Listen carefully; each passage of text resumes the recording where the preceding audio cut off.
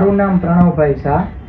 આખી હકીકત તમને જણાવું તો આમ જનમત પાર્ટી કરી અને રાજકીય પાર્ટી છે કે જેની અંદર દાન આપવામાં આવેલું હતું.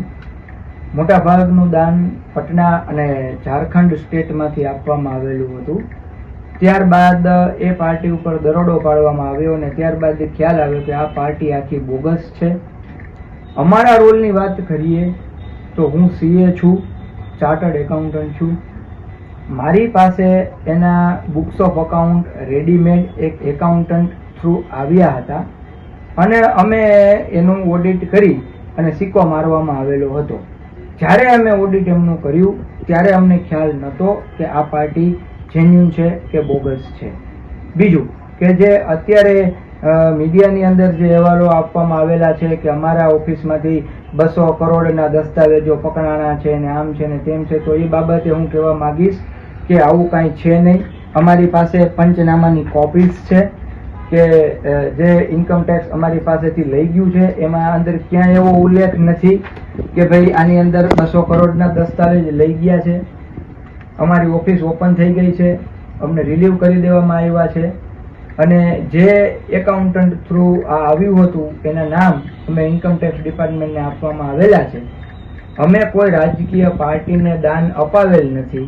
ખાસ કરીને આમ જનમત પાર્ટીને અમે કોઈ દાન અપાવેલ નથી અથવા એના જે કંઈ નાણાકીય વ્યવહારો છે એના વિશે અમે કંઈ જાણતા નથી અને અમારો આમાં કોઈ રોલ છે નહીં. આ કોઈ ખોટી ગેરમાન્યતા કે અફવાના લીધે અમારું નામ આમાં આવે છે. અમારી પાસે દસ્તાવેજી પુરાવા છે. આવું કાંઈ છે નહીં. આમ જન પાર્ટી એને લઈને કેમ ઓડિટ? આમ જનમત પાર્ટી નું શું કહેવા માંગુ છો?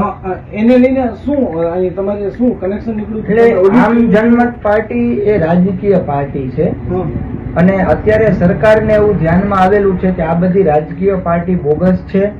જે દાન લઈ અને જે પણ લોકો જે દાન લેનારા છે એને પૈસા પાછા દે છે આંગળિયા દ્વારા. એટલે એ પૈસાનો આમાં મામલો પૈસાની હેરફેર થાય છે. એટલે આ આમ જનમત પાર્ટીની અંદર જે મોટા ભાગનું દાન છે પટના અને ઝારખંડમાંથી આપવામાં આવેલું હતું. ત્યાંના લોકોએ દાન આપવામાં આવેલું હતું. પછી ત્યાં તપાસ થઈ, ઇન્કમ ટેક્સ વિભાગે ત્યાં દરોડા પાડ્યા તો આમ જનમત પાર્ટી બોગસ નીકળી છે. અને અમારો રોલ એટલો હતો કે આમ જનમત પાર્ટીના જે બુક્સ ઓફ એકાઉન્ટ્સ હોય એટલે એના P&L બેલેન્સ શીટ હોય એમાં અમે ઓડિટ કરી અને અમારા સહી સિક્કા કર્યા હતા. જે અમારું એક રોલ હતો, અમારો કામ હતો, પણ એના નાણાકીય વ્યવહારો વિશે અમે કઈ જાણતા નથી કે એના જે પૈસા ફરેલા છે એમાં અમારો કોઈ રોલ નથી અને અમે એ પાર્ટીને કોઈને દાન અપાવેલું નથી. એ લોકો 2 થી 3 દિવસ અહીંયા રહ્યા. અમારા લેપટોપ્સ, અમારા મોબાઈલ, અમારી ઓફિસની અંદર એ લોકોએ બધું સર્ચ કર્યું. અમારા સ્ટાફના મોબાઈલ, સ્ટાફના પીસીસ બધું જોયું. એમાંથી એને કોઈ પણ પ્રકારના એવા દસ્તાવેજ મળેલા નથી કે જેનાથી સાબિત થાય કે આમ જનમત પાર્ટીની અંદર અમે દાન કરાવતા અને પૈસા લોકોને પાછા અપાવતા. અમે ફક્ત ને ફક્ત અમારા સિક્કા ઓડિટના મારેલા છે અને એના ચોપડા તપાસીને. બીજો કોઈ અમારો રોલ આમાં નથી.